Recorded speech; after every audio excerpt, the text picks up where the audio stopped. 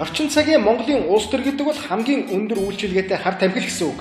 Нэг л алхаад орчих юм бол бүр үхэж байсан ч тэндээсээ гарахгүйгээд шазган ширэлдээ суучдаг. Монголын улс төрчид энэ хар тамхинаас хоёрхан замаар л гардаг болчиход байгаа юм. Нэг бол шорон заларч, өгөө бол манай бадмайхан. Улаарын дондсон улс төрч луйварчдаас өөр аяртай юм гэж Монгол өнөөдөр алга болоод байна. Хамгийн тод жишээ нь гэвэл Сангажвын баяр цогт. Монголын хамгийн за магадгүй гариг ертөнц галактик окторгуу доторх хамгийн ичх нүргүй болсон луйварчин бол энэ байх.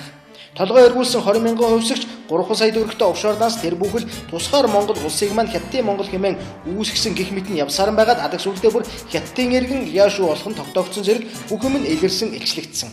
Манан бүлэглэлийн цохилго зүрх нохоод барьдаг модон улсын энэ хүнийг Арслан намын дарга нь улсын хуралд нэр дэвшүүлэхгүй гэж мэдгдсэн авч тэрээр өнөөдөр Сэлэнгээс нэр дэвшгэрхээ авчаа.